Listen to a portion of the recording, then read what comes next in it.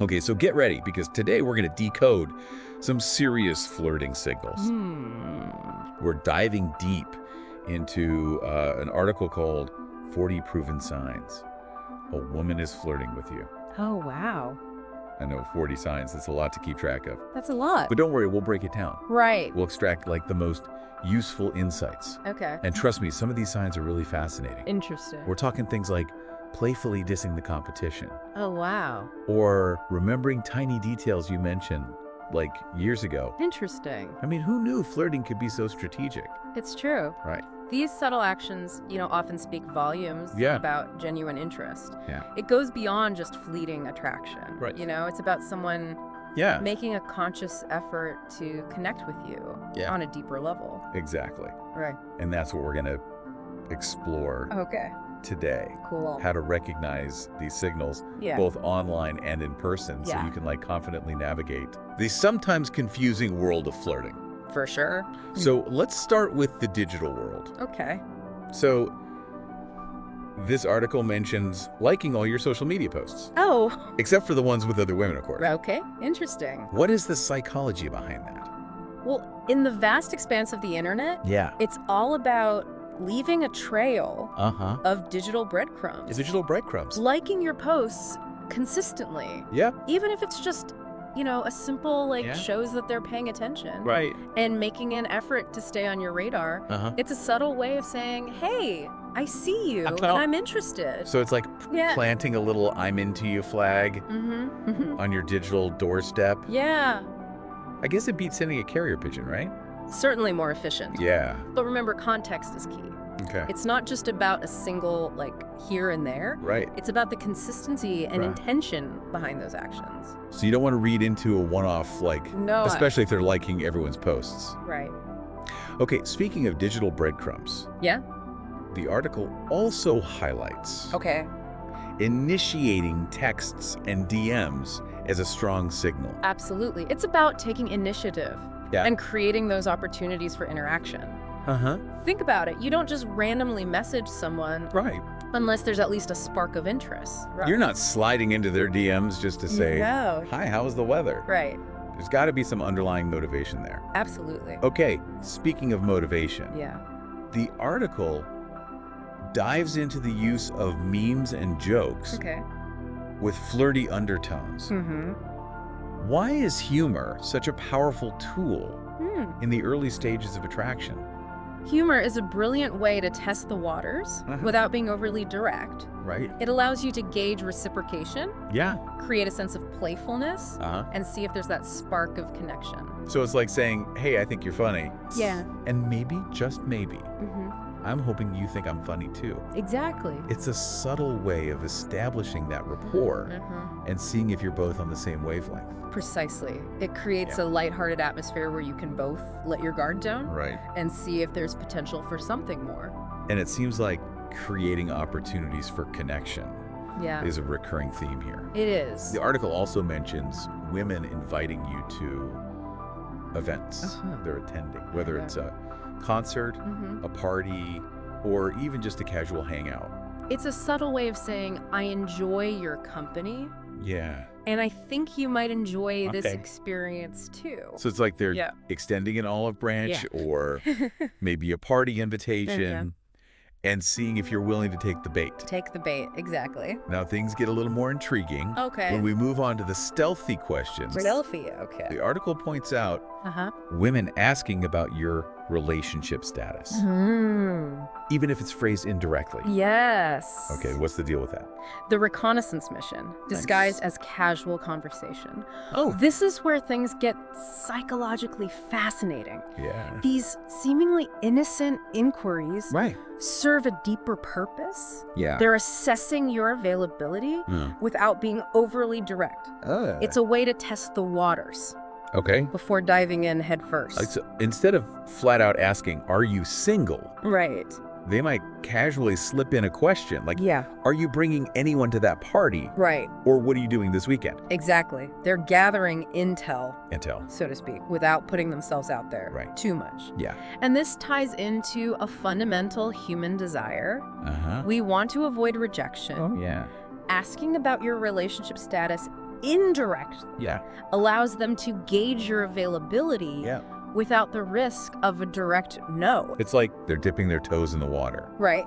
Before taking the plunge. Before taking the plunge. And sometimes those cues can be so subtle, you're left wondering if you imagine the whole thing. That's the beauty of it, isn't it? It is. It adds a layer of mystery and intrigue to the interaction. I like it. But don't worry. We're going to equip you with the tools to decipher those subtle signals. Yeah. Now get ready for things to heat up as we delve into the captivating world of in-person interactions.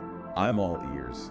All right. Especially the part about body language. Body language, okay. So the article lists playful teasing, playing hot and cold, and the classic look away and look back. Eye contact move. Oh. I mean, come on, that's straight out of a Hollywood rom-com. These behaviors are often instinctive. They are. Driven by subconscious desires to attract and connect. Yeah. It's the unspoken language of attraction, playing out in real time. It's like our bodies have their own secret code for expressing interest, even when our words fail us. Exactly. And speaking of bodies sending signals, the article goes into a whole cluster of physical cues. Like hair playing, fidgeting, adjusting clothes, blushing. These seemingly insignificant actions can reveal underlying nervousness and attraction. Right. Even when someone tries to appear cool and collected, their body often betrays their true feelings. It's like picturing someone frantically reapplying lip gloss the moment their crush walks into the room. Right. I can't help but chuckle at that. Indeed, these moments of human vulnerability are both endearing and revealing. Yeah. It shows that even in the game of attraction, we're all susceptible to a certain degree of awkwardness and charm. And that's what makes it so relatable, right? Yes. But let's move on to the more advanced moves. Okay. Wearing something you like, lingering touch, sharing embarrassing stories, compliments. What's the significance of these bolder signals? These signals indicate a higher level of comfort and a desire for a deeper connection. Right. They suggest that the initial spark of attraction might be developing into something more meaningful. But of course, there's always the potential for misreading signals. Of course. Remember, it's crucial to consider the overall context and individual personalities. Just because someone compliments your new haircut doesn't automatically mean they want to run off into the sunset with you. Precisely, nuance is everything in this realm. I like it. Yeah. Now, let's explore some of the more unconventional tactics mentioned in the article. Right. Dissing the competition. Okay, dissing the competition. I'm curious to hear your take on that one. It can be a subtle way to highlight one's own strengths and desirability. Almost like saying, hey, I'm a better choice. So it's not necessarily about being mean-spirited. No, not at all. But rather about subtly positioning themselves as the more appealing option. Exactly. It's a way of showcasing their qualities without being overly boastful. Right. Now, exaggerated expressions, on the other hand, are about amplifying one's reactions to get noticed and elicit a response. So they might laugh a little louder at your jokes. Right. Or gasp dramatically at your stories. Exactly. All in an effort to grab your attention and show that they're engaged. Precisely. It's a way of saying, I'm here, I'm listening, and I'm finding you captivating. And whispering in your ear. Well, that's just asking for trouble. Right. Or maybe a whole lot of intrigue. Yeah. Depending on the whisper, of course. Indeed, whispering creates a sense of intimacy. A shared secret that sets the interaction apart from casual conversation. Right. It's a way to draw someone in, both literally and figuratively. It's like they're creating a little bubble of intimacy, just the two of you, even if you're surrounded by other people. Exactly. So we've covered everything. Yeah. From liking your Instagram posts to whispering sweet nothings in your ear. Right. But the article seems to place special emphasis on two key areas. Two areas? Eyes and lips. Ah, yes. The power of prolonged eye contact. And the undeniable allure of lip biting or licking.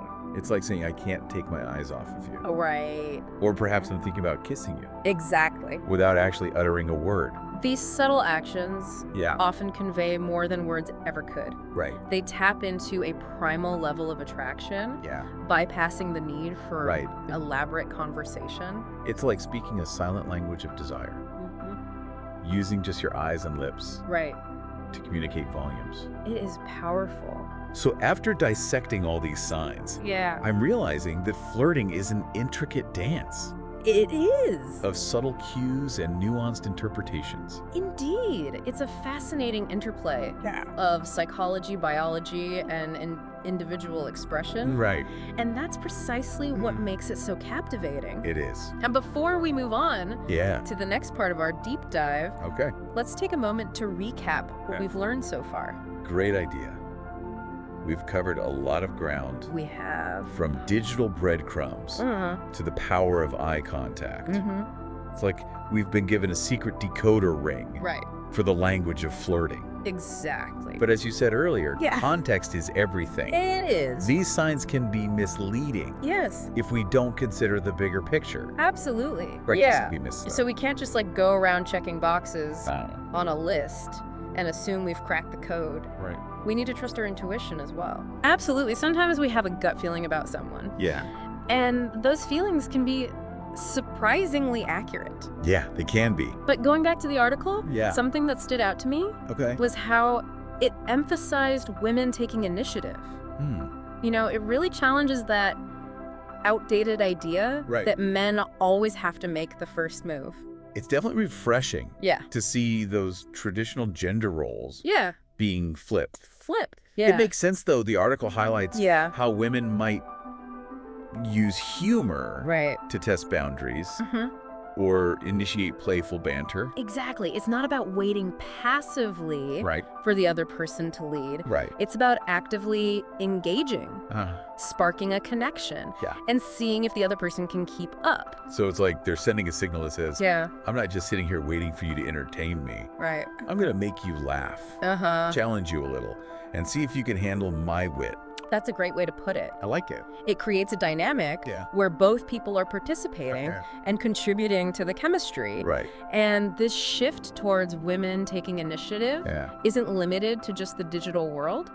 The article also talks about women seeking someone out in a room, making eye contact, and even initiating physical touch. It's like they're saying, I'm here, I'm interested, and I'm not afraid to make it known. Exactly. And honestly, I think that's fantastic. It is. It levels the playing field and allows for more genuine connections to form. I completely agree. It's a sign of social progress and a move towards more authentic and fulfilling interactions between people. I love it. I do too.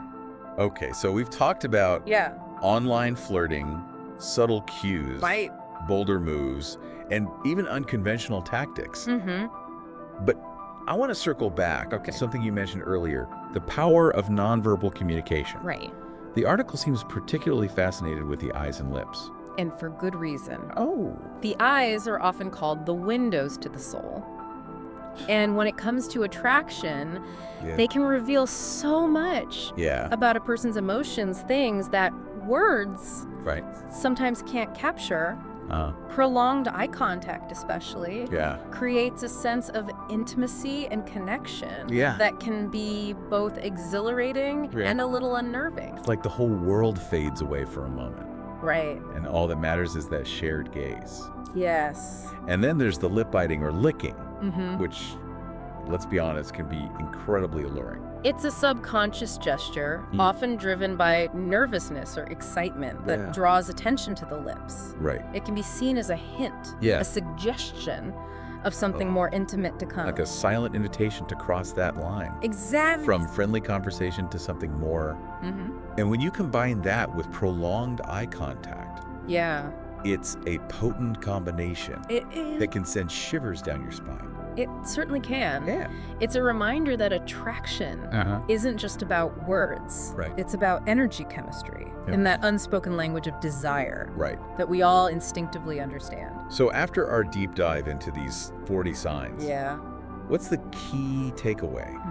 How can our listener actually use this information to navigate the often confusing world of flirting? The most important thing is to pay attention to those subtle cues, both online and in person, while remembering that context. And individual personalities are key. Look for a combination of signals, rather than fixating on any single behavior. So it's like piecing together a puzzle. You need all the pieces to see the full picture. And even then, there might be different ways to interpret it. But that's part of what makes it so interesting, right? It is. It's about embracing the mystery of human connection. Yeah. And enjoying the dance of attraction. It's like we're all detectives in the world of romance. Exactly. Searching for clues and trying to decipher the hidden messages behind every glance and gesture. And just like any good detective, we need to be observant, analytical, and open to different interpretations. But above all, trust your intuition.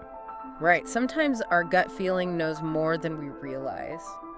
It does. So if you're sensing that spark, that connection, don't be afraid to explore it. Absolutely. You never know where it might lead. Exactly. Life's too short to ignore those butterflies in your stomach.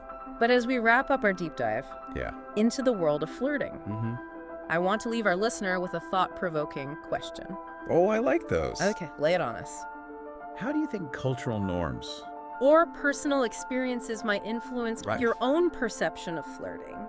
Do certain gestures hold different meanings in different cultures? And how might your past experiences, both positive and negative, shape the way you interpret these signals? That's a great question. I thought so. It reminds us that flirting isn't a one-size-fits-all concept. No, it's not. It's something that's shaped by our upbringing, our social circles, even our own romantic history. Yes. What might be playful banter in one culture could be seen as too forward or even disrespectful in another. It's true.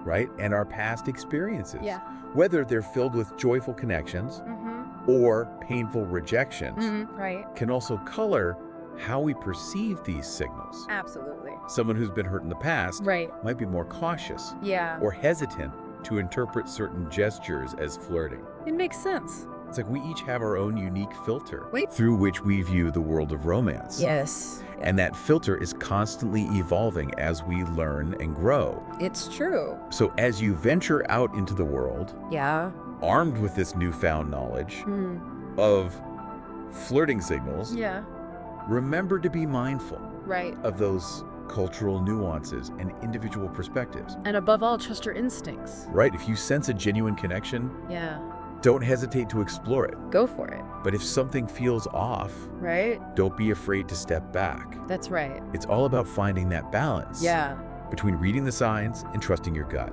Exactly. And remember, even if you misinterpret a signal or two along the way, it's all part of the learning process. It is. You're right. Every interaction, every missed connection, every spark of attraction, it all adds to the rich tapestry of human experience. So embrace the mystery, enjoy the dance, and keep exploring the fascinating world of human connection. Beautifully said. It really is. Like every interaction, every fleeting glance, every awkward stump, it's all part of it. Every heart-fluttering moment. It all adds up to this incredible journey of human connection. It does. And I think that's like the perfect note to wrap up our deep dive into the world of flirting. I agree. We've covered so much ground today. Yeah, we have. From deciphering digital breadcrumbs to unraveling the mysteries of body language. We've learned about the psychology behind those subtle cues. The power of humor and playful banter. And how important it is to trust our instincts. When navigating those sometimes confusing signals. And perhaps most importantly, we've explored how cultural norms and personal experiences can shape our individual perceptions of what constitutes flirting. What might seem like an obvious sign to one person could be completely misinterpreted by another. For sure. And that's why it's crucial to be mindful, respectful. Absolutely. And always open to different perspectives. It's so important. Flirting isn't about following a rigid set of rules or decoding some secret formula. It's about being present, authentic, and genuinely interested in connecting with another human being. It's about embracing the awkwardness, the laughter, the butterflies, and the exhilarating possibility of finding that spark with someone special. So as you venture out into the world, armed with this newfound knowledge and a dash of confidence, remember to have fun with it. Have fun. Don't be afraid to put yourself out there. Read the signs. Trust your gut. And see where the dance of attraction leads you. Because who knows? Who knows? That next glance, that playful tease, or that lingering touch could be the start of something truly amazing. It really could. And on that note, we'll leave you to continue your own adventures in the realm of romance. Yeah. Until next time, happy flirting, everyone. Keep flirting.